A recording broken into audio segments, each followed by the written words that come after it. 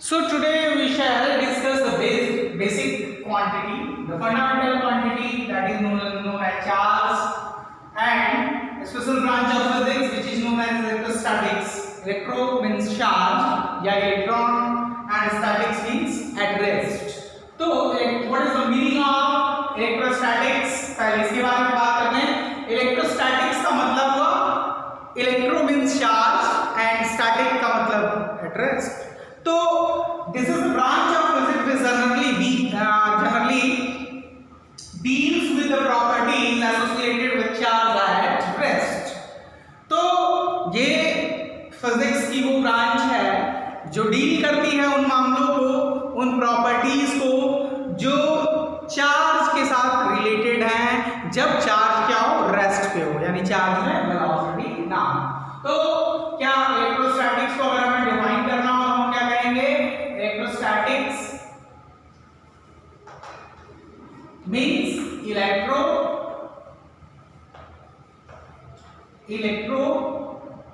Plus static. Electro means charge, static का मतलब जहां कोई वेलोसिटी ना हो, है ना. स्टैटिक चार्ज या स्टैटिक का मतलब रेस्ट. ठीक है, चार्ज एट रेस्ट. तो इलेक्ट्रोस्टैटिक का मतलब हुआ it is the branch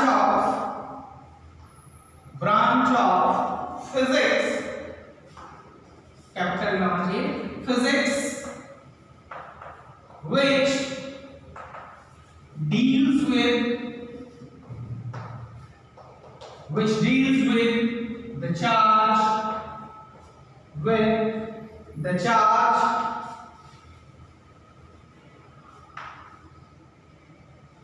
deals with the properties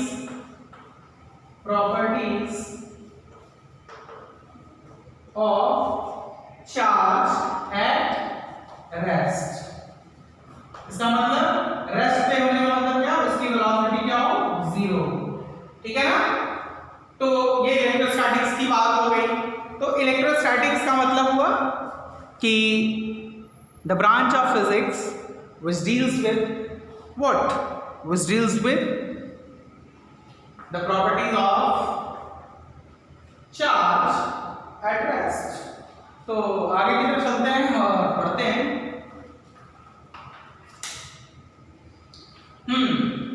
आगे हम देखेंगे कि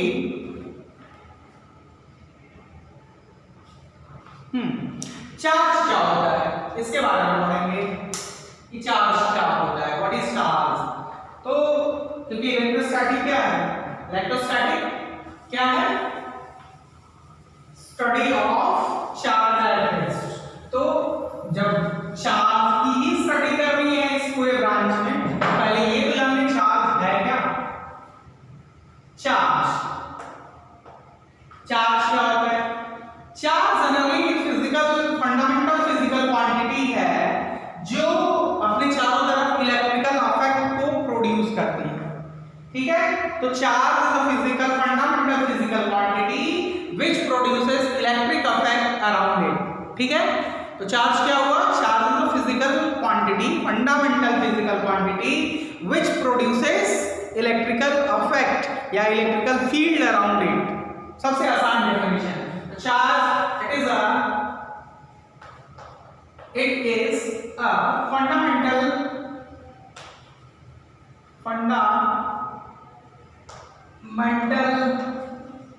फिजिकल क्वांटिटी. याद रखिएगा फंडामेंटल फिजिकल क्वांटिटी है ये quantity which produces electric field around it. अब इलेक्ट्रिक फील्ड आगे तो आप जानेंगे ही, उससे पहले बस ये जान लीजिए इलेक्ट्रिक फील्ड का मतलब हुआ अगर ये कोई चार्ज है ना, it is a charge Q. तो इसके अराउंड जो है आप इसके इफेक्ट को महसूस कर सकते हैं. कैसे? चार्ज के इफेक्ट को आप दो तरीकों से महसूस कर सकते हैं.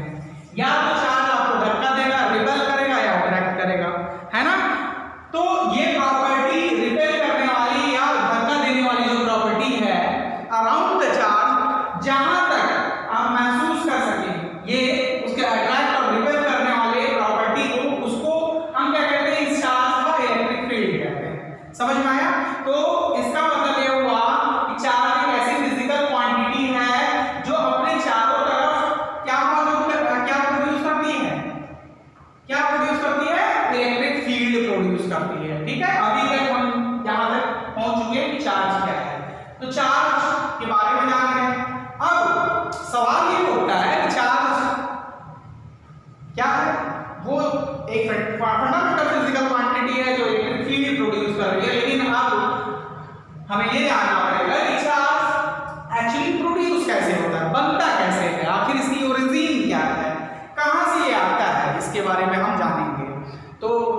देखते हैं कहां से आता है।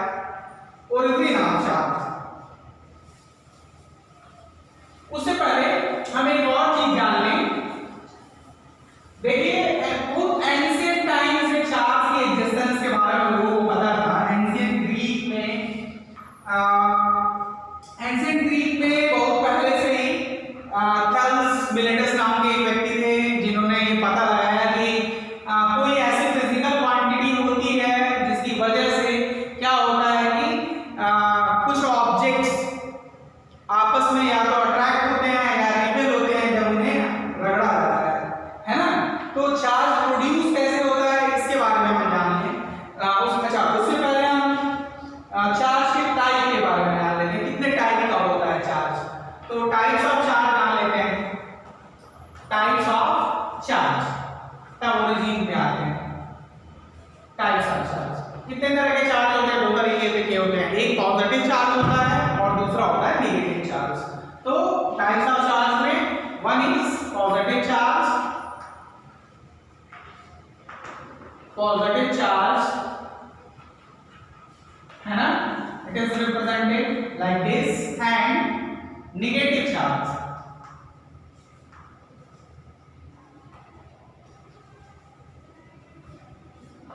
ठीक है, रिप्रेजेंटेड लाइक दिस।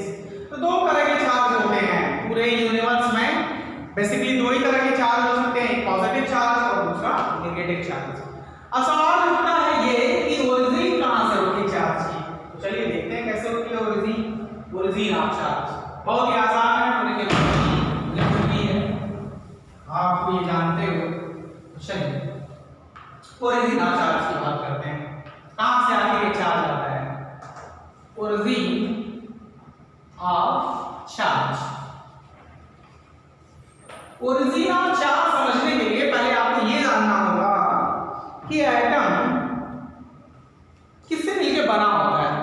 आप ये जानते हैं एटम में जनरली क्या होता है, एक न्यूक्लियस होता है और उस न्यूक्लियस के चारों तरफ जो है सराउंडिंग में ऑर्बिट्स होती हैं। इन ऑर्बिट्स में इलेक्ट्रॉन घूमते हैं। तो न्यूक्लियस के अंदर जो प्रोटॉन है वो पॉजिटिव चार्ज होता है ना।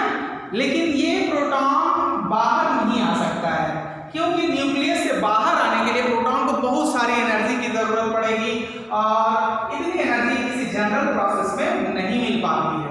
लेकिन जो हमारा इलेक्ट्रॉन है ना, ये जो आपका एटम है, यहाँ ये प्रोटॉन होता है और क्या होता है, न्यूट्रॉन होता है। तो प्रोटॉन पॉजिटिव चार्ज होता है। Proton is positive charge and it can not come out of nucleus. ठीक है, न्यूक्लियस से बाहर नहीं आ सकता है क्योंकि मैंने आपको बताया ऐसा करने के लिए इसको बहुत सारी एनर्जी की जरूरत होगी, है ना। और उतनी एनर्जी कहां मिल सकती है, किसी न्यूक्लियर रिएक्शन के दौरान, किसी केमिकल या जनरल रिएक्शन के दौरान ये प्रोटॉन बाहर नहीं आ सकता। इस प्रोटॉन के बाहर आने का मतलब है न्यूक्लियस का टूट जाना या एटम का टूट जाना। तो बाहर कौन आता है या चार्ज कौन प्रोड्यूस करता है, वो होता है इलेक्ट्रॉन, क्योंकि यही वो इलेक्ट्रॉन है जो कहां घूमता है, बाहर। ये फ्री होते हैं, यहां तक कि आपको पता ही है। पहले देखिए सिर्फ इस सेल में 2 इलेक्ट्रॉन होते हैं, फिर एल में 8,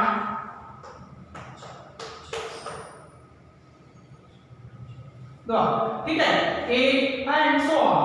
तो मेरे कहने का मतलब है these electrons are free, है ना, and can be transferred or can be attracted, है ना। किसी बाहरी इलेक्ट्रॉन को ये चाहे तो खींच सकता है या कोई बाहर वाला पहलवान इसके इलेक्ट्रॉन को ले जा सकता है। तो ये जो इलेक्ट्रॉन का आदान प्रदान है ना, यदि कोई बलवान है तो इलेक्ट्रॉन का अपहरण कर लेगा, समझ रहे हैं कि नहीं। तो जैसे ही इलेक्ट्रॉन का अपहरण करेगा उसके ऊपर चार्ज आ जाएगा, है ना। अब डिपेंड करेगा, अगर उसने अपहरण किया, शक्ति का प्रदर्शन किया है तो जाहिर सी बात है क्या होगा, पॉजिटिव होगा, उसकी शक्ति पॉजिटिव होगी। यानी किसी ने किसी का इलेक्ट्रॉन हड़प लिया तो जिसने हड़पा उसके ऊपर पॉजिटिव चार्ज आ जाएगा, और जो कमजोर है वो नेगेटिव है, जिनसे इलेक्ट्रॉन लिया गया उनके ऊपर कौन सा चार्ज आ जाएगा, वो नेगेटिव हो गए, उनकी एनर्जी नेगेटिव हो गई, कमजोर पड़ गए तो उनके ऊपर कौन सा चार्ज आ जाएगा, नेगेटिव चार्ज आ जाएगा। तो ओरिजिन ऑफ चार्ज की बात अगर हम कर रहे हैं तो आप क्या लिखोगे कि चार्ज क्यों प्रोड्यूस हो रहा है, इलेक्ट्रॉन के के आदान प्रदान से। जैसे हम एक सिंपल एग्जांपल ले, सोडियम, ठीक, आप जानते हो सोडियम में कितने प्रोटॉन होते हैं? 11 प्रोटॉन, क्योंकि इसका एटॉमिक नंबर सोडियम का क्या होता है? 11, और इसका एटॉमिक मास 23 होता है। इसका मतलब इसमें आप जानते हैं नंबर ऑफ प्रोटॉन कौन रिप्रेजेंट करता है? Atomic number. तो इसमें 11 पॉजिटिव चार्ज है और इसमें 11 ही क्या होंगे? इलेक्ट्रॉन भी होंगे। यहाँ 2 इलेक्ट्रॉन होगा, यहाँ 8 इलेक्ट्रॉन होगा, यहाँ 1 इलेक्ट्रॉन होगा। ओके, ये K cell, L cell, M cell, ये चीज आपको समझ में आ रही है? अब मान लो किसी कारणवश, किसी वजह से एक इलेक्ट्रॉन इसने किसी को दे दिया, ठीक है? तो क्या होगा? नाउ आफ्टर ट्रांसफरिंग 1 इलेक्ट्रॉन, शुरुआत में देखो, शुरुआत में टोटल चार्ज कितना है? टोटल चार्ज कितना होगा? 11 positive charge plus 11 negative charge. 11 positive charge of electron and 11 negative charge of electron. कितना चार्ज हुआ एटम पे? 0।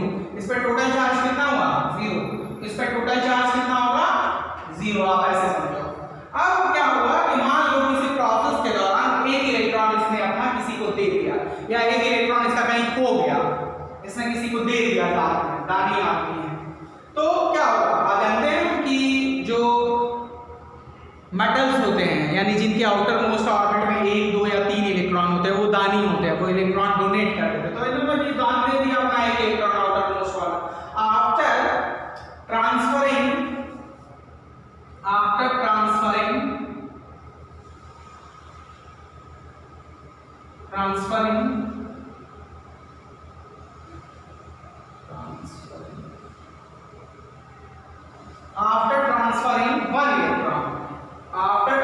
1 इलेक्ट्रॉन, नंबर ऑफ इलेक्ट्रॉन कितने हो जाएंगे? नंबर ऑफ इलेक्ट्रॉन कितने हो जाएंगे? 10, ठीक है? एंड नंबर ऑफ प्रोटॉन्स, वो तो जानते हैं आप कि कोई इस तरह के रिएक्शन में कभी भी प्रोटॉन निकल ही नहीं सकता है, क्योंकि इसको बाहर निकालने के लिए क्या होगा? बहुत ज्यादा एनर्जी की जरूरत होगी। तो नंबर ऑफ प्रोटॉन तो कितने होंगे? 11 ही होंगे। अब देखो टोटल चार्ज, चार्ज को हम जनरली कैपिटल Q या स्मॉल q से रिप्रेजेंट करते हैं। तो चलो हम स्मॉल q लेते हैं। तो total charge is equal to क्या हो जाएगा? टोटल चार्ज ऑन पॉजिटिव, यानी पॉजिटिव 11 प्लस यहाँ total charge on proton and total charge on electron. तो कितना बचा? +1। तो क्या हो गया? आपने देखा कि जब एक एटम इलेक्ट्रॉन को क्या करता है? डोनेट करता है, तो उसके ऊपर क्या आ जाता है? पॉजिटिव चार्ज आता है। भाई ये धनी होगा तभी तो इसने अपना इलेक्ट्रॉन दिया होगा। सीधे ऐसे समझो ना, जो धनी होगा वही ना इलेक्ट्रॉन देगा दूसरे को। अपना पैसा कौन देगा? जिसके पास पैसा होगा, जो धनी होगा।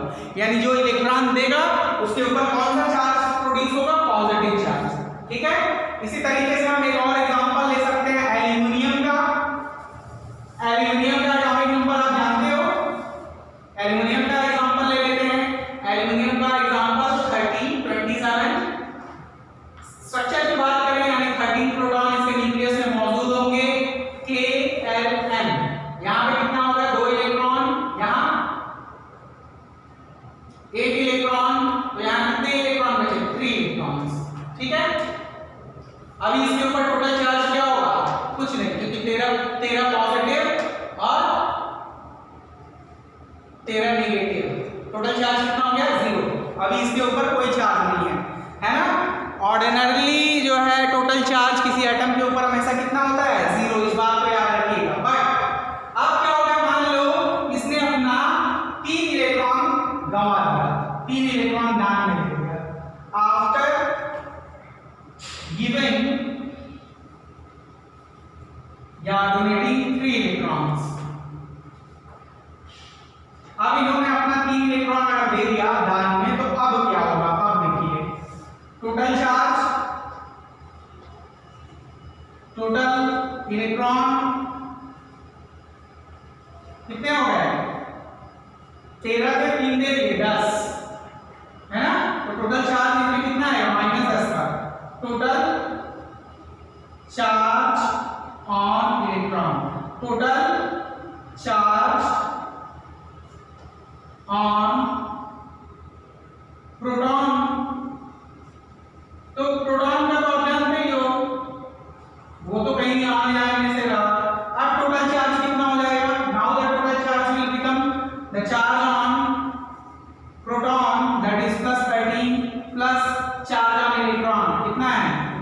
कितना चार्ज आ गया +3।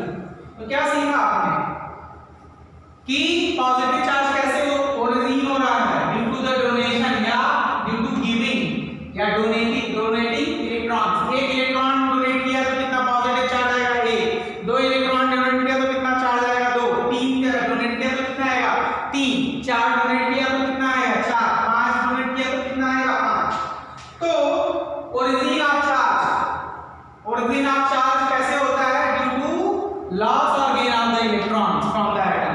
तो इसका आंसर आप ये लिखेंगे ओरिजिन ऑफ चार्ज में। अगर आपके ओरिजिन ऑफ चार्ज की बात करें तो पहले आप ये लिखेंगे, शुरुआत यहां से करोगे ओरिजिन ऑफ चार्ज। अभी हम ये लिख रहे हैं कि पॉजिटिव चार्ज कैसे प्रोड्यूस हो रहा है, नेगेटिव चार्ज। अभी हम कह रहे हैं कि charge originated why due to loss और gain। यहां लॉस की वजह से कौन सा चार्ज प्रोड्यूस होता है, पॉजिटिव, लॉस और गेन ऑफ इलेक्ट्रॉन। तो कितना सिंपल सी चीज है कि चार्ज का जो खिलाड़ी है, असली खिलाड़ी किसी ऑब्जेक्ट पे जो चार्ज प्रोड्यूस हो रहा है वो क्यों प्रोड्यूस हो रहा है, या तो इलेक्ट्रॉन लिया जा रहा है या तो दिया जा रहा है। अब हम बात करेंगे, चलिए ये तो हो गया origin of charge generation is very much clear कि कैसे प्रोड्यूस होता है, ड्यू टू लॉस और गेन ऑफ इलेक्ट्रॉन की वजह से चार्ज प्रोड्यूस होता है। नाउ अगली चीज जो हम पढ़ेंगे टाइप्स ऑफ चार्ज। हमने क्या कहा था, दो तरह के चार्ज होते हैं, तो हम यहां पढ़ रहे हैं origin of positive charge. Positive charge, तो ओरिजिन ऑफ पॉजिटिव चार्ज कैसे हुआ बताइए। आपने देखा when an atom donate its external electron या वैलेंस इलेक्ट्रॉन, है ना, तो इट एक्वायर्स पॉजिटिव चार्ज, है ना, and this positive the number of positive charge is equal to the number of donated electron. एक इलेक्ट्रॉन लॉस किया तो एक पॉजिटिव, 2 इलेक्ट्रॉन लॉस किया तो 2 पॉजिटिव, 3 इलेक्ट्रॉन लॉस किया तो 3 पॉजिटिव। तो ओरिजिन ऑफ पॉजिटिव चार्ज के बारे में क्या लिखेंगे, when an atom donates its electron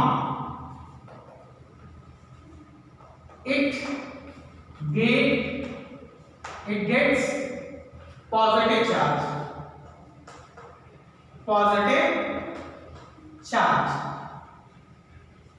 and the positive charge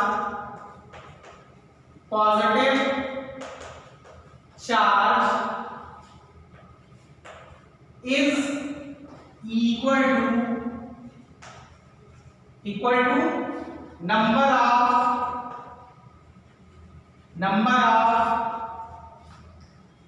donated electrons।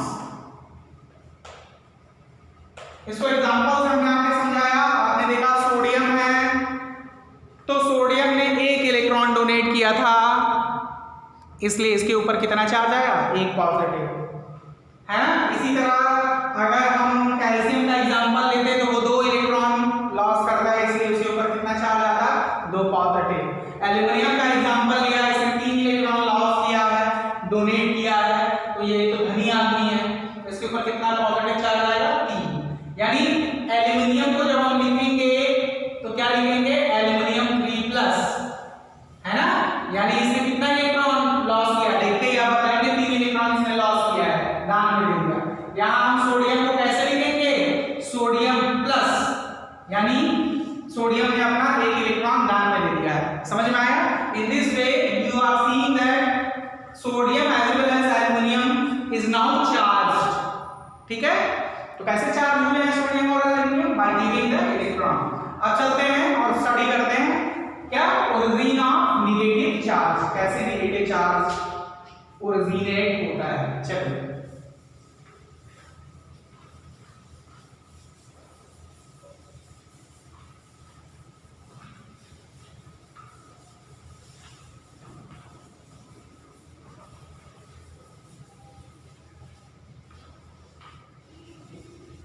origin of negative charge। Definition लिखवाने से पहले मैं आपको समझाना चाहूंगा। मान लीजिए मैंने लिया नाइट्रोजन का एग्जांपल, है ना, तो नाइट्रोजन का एटॉमिक नंबर आप जानते हो कितना होता है 7, एटॉमिक मास 14। अगर हम इसका कॉन्फ़िगरेशन करें तो आप जानते हो न्यूक्लियस के अंदर कितने प्रोटॉन होंगे, नंबर ऑफ प्रोटॉन इससे कितने होंगे 7, और k और l इसमें 2 इलेक्ट्रॉन और बाहर कितने होंगे 5 इलेक्ट्रॉन। ठीक है, शुरुआत में इसका टोटल चार्ज देखो कितना हो जाएगा, Q is equal to 7 positive proton का charge plus 7 negative charge of electron, कितना हुआ चार्ज 0। अब मान लो कहीं से आपको मालूम है कोई भी एटम अगर स्थिर रहना चाहता है आराम से, सबकी टेंडेंसी क्या होती है पलंग पे पैर फैला के सामने पिक्चर चलती रहे और प्लेट में कोक चिप्स वगैरह भरा रहे और आराम से बैठे रहे, काम करना कोई नहीं चाहता है। तो ऐसे ही एटम भी होते, वो भी चाहते हैं एकदम आराम से ऐशो आराम से रहना, कोई काम ना करना पड़े। तो वो भी क्या चाहते हैं, ऐसे आराम के लिए कंडीशन ये होती है कि आउटर मोस्ट शेल में कितने इलेक्ट्रॉन हो 8, लेकिन यहाँ पे कितना है 5। तो ये क्या करे, कहीं से जुगाड़ कर ले, भीख मांग ले, उधार ले आए, है ना, सर पटके किसी अमीर आदमी के पास, सोडियम जैसे अमीरों के पास, है ना, जो लोग धनी है, एल्युमिनियम जैसे धनियों के पास, ये सर कट के हो गया भैया 3 इलेक्ट्रॉन दे दो हम भी आराम से रहें। तो ठीक है 3 इलेक्ट्रॉन का ये जुगाड़ कर लिया। तो जब ये 3 इलेक्ट्रॉन का जुगाड़ कर लेगा तो after accepting 3 electrons, total charge on electron, total charge on electron कितना हो जाएगा, पहले कितना था 7, अब कितना हो जाएगा 7 और 3 10 नेगेटिव चार्ज आ जाएगा, और टोटल चार्ज ऑन प्रोटॉन वो तो उतना ही रहेगा क्योंकि प्रोटॉन में की संख्या बढ़ाना घटाना संभव नहीं है, वो आइटम को उड़ना पड़ेगा। तो कितने हैं +7। अब देखो टोटल चार्ज कितना हो गया, टोटल चार्ज आपका कितना हो जाएगा, Q is equal to number of protons, number of charge on proton कितना है +7, है ना, plus number of charge on electron कितना है 10, वैल्यू कितनी हो गई -3। क्या देखा आपने, जब ये कहीं से उधार मांग के ले आ रहे हैं ऑक्टेट पूरा करने के लिए, तो इनके ऊपर कौन सा चार्ज आ रहा है नेगेटिव, यानी ऐसे कंडीशन में हम नाइट्रोजन को क्या लिखेंगे, नाइट्राइड आयन ये हो जाएगा कितना N-3 नाइट्रोजन का। ठीक है, तो नाइट्रोजन में नेगेटिव चार्ज आ गया। इसी तरह और भी एग्जांपल ले सकते हैं आप, क्लोरीन का एग्जांपल ले सकते हैं अगर चाहें तो। क्लोरीन आप जानते हैं क्लोरीन में जनरली इसमें कितने प्रोटॉन होते हैं 17, K में कितना होगा 2, इसमें 8 इलेक्ट्रॉन और इसमें 7 इलेक्ट्रॉन। तो ऐसे में टोटल चार्ज अगर हम निकालें तो कितना होगा +17 प्रोटॉन के प्लस -17 इलेक्ट्रॉन के, टोटल चार्ज क्लोरीन एटम में कितना हुआ 0, सॉरी कितना हुआ 0। अब इसको आराम से रहने के लिए आउटर मोस्ट यानी KLM में, है ना, KLM में कितना होना चाहिए 8 इलेक्ट्रॉन। मान लो ये जुगाड़ कर लिया कहीं से उधार ले आया भीख मांग के, किससे, सोडियम जैसे अमीरों से या कैल्शियम जैसे अमीरों से, तो इन्होंने उधार लिया यानी ऋणी हो गए, यानी इनके ऊपर कौन सा चार्ज आएगा नेगेटिव, ऋण। ठीक है, इन्होंने ऋण लिया एक इलेक्ट्रॉन का ताकि 8 इलेक्ट्रॉन लेके ये भी आराम से रह सके ऑक्टेट पूरा करके, और मिल जाता है इनको एक इलेक्ट्रॉन भीख मांग के कहीं से या किसी के यहाँ सर पटक के, और ये भी आराम से चाय पानी के साथ सलमान खान की पिक्चर देखना शुरू कर देते हैं ऐशो आराम के साथ। तो अब यहाँ पे आप क्या लिखोगे, आफ्टर, शुरुआत में चार्ज 0 है, आफ्टर गेटिंग 1 इलेक्ट्रॉन, है ना, टोटल चार्ज कितना हो जाएगा ऑन इलेक्ट्रॉन, कितना हो जाएगा, पहले कितना था 17, अब कितना हो गया 18। ठीक है, तो total charge Q is equal to कितना हो जाएगा 17 पॉजिटिव चार्ज प्लस -18 चार्ज,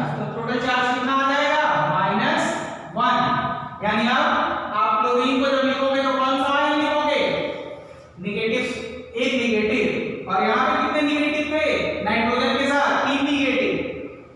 तो इसका मतलब निगेटिव चार्ज का ओरिजिन कैसे होता है? When an atom accept electron, when an atom accept electron, then it gets negative charge which is equal to number of electron accepted. तो origin of negative charge को define कैसे करोगे? When an atom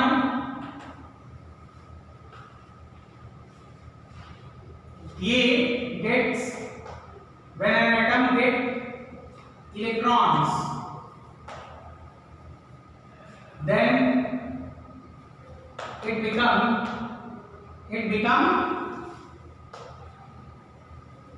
negative charge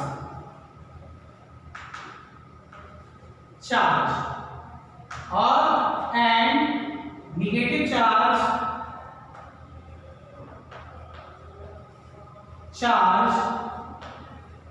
is equal to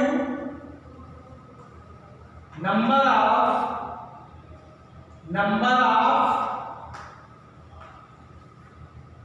ये लिखा देना है, number of electrons accepted या gain, electrons gain। तो ये चीज आपने समझ में आई। आपने देखा कि ये आपके क्लोरीन साहब हैं, इनको आराम से ऐशो आराम से रहने के लिए वैलेंस इलेक्ट्रॉन में 8 इलेक्ट्रॉन की जरूरत है, 7 तो मौजूद है। तो क्या करेंगे?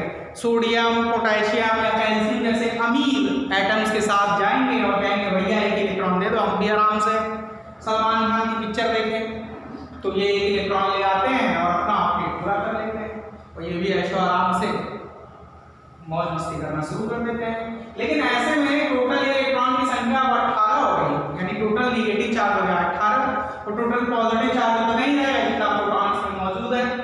तो टोटल चार्ज अगर अब हम निकालेंगे तो कितना आ जाएगा? 17 प्लस -18 इज इक्वल टू -1। इसका मतलब जब इसने 1 इलेक्ट्रॉन एक्सेप्ट किया तो इसके ऊपर कितना निगेटिव चार्ज आया?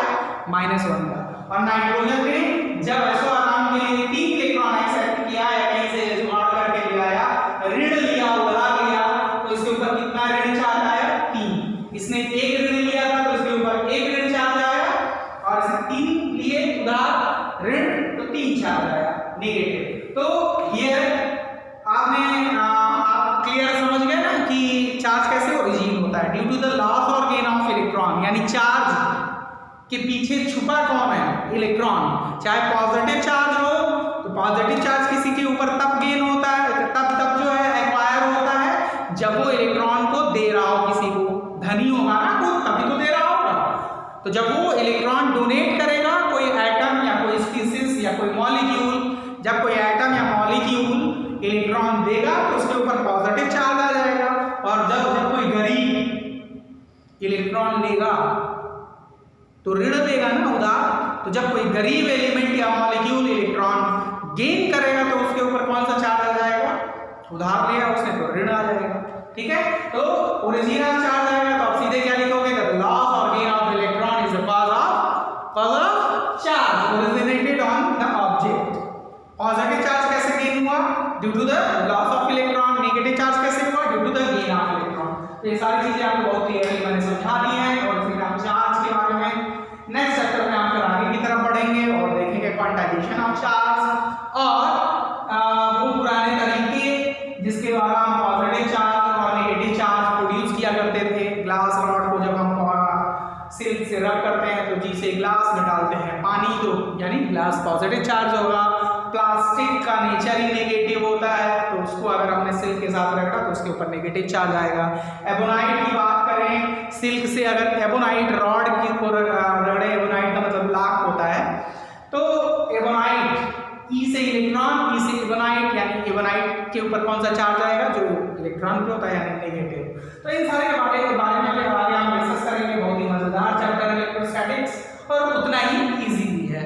चलिए इस लेक्चर को यहीं खत्म करते हैं और फिर मिलते हैं अगले भाग में। Thank you very much.